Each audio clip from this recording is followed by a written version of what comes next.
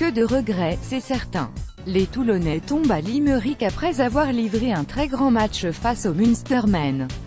Seulement, il y a eu cet exploit d'Andrew Conway qui a tout fait basculer dans le Money Time, profitant d'un égarement défensif de Joshua Tuisova pour s'en aller déborder toute la défense et marquer l'essai de la gagne, 75.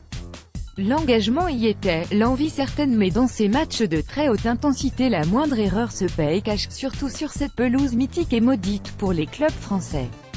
Joshua Tuisova, Toulon, contre Munster Icon Sport. Toulon ne sera donc pas le second club français à s'y imposer après Clermont en 2014, alors que tout avait été fait pour y arriver.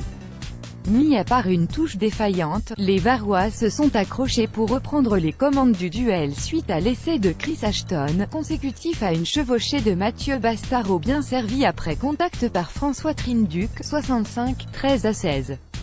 L'avantage ne sera finalement pas suffisant, la faute peut être aussi au manque de réalisme dans les premiers instants de ce quart de finale, d'abord à sens unique.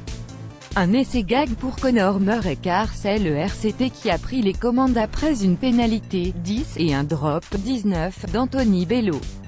Il aurait même pu marquer un essai d'entrée par Aston, 1, au duel avec Zebo dans l'embut, par Tuisova peu après, 4, ou encore par l'arrière anglais, 6. Mais c'est finalement le Munster qui a dégainé en premier et il aura fallu un arbitrage vidéo de près de 4 minutes pour acter l'essai de Connor Murray, 28, 7-6. Suite à un coup de pied à suivre de Yann Kitley, Eric Escande se jette pour défendre sa ligne face à Conway.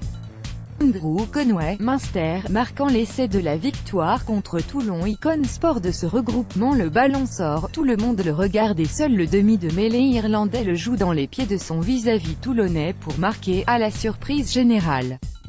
Une manière en plus d'initier un temps fort qui débouchera sur une pénalité discutable contre ce Miradradra, 32, 10-6. Au final ce sont donc deux inattentions défensives qui coûtent la qualification. Aux Varois, patient et déterminé mais stoppé pour la troisième année consécutive aux portes du dernier carré de la Champions Cup, à chaque fois après un quart disputé à l'extérieur.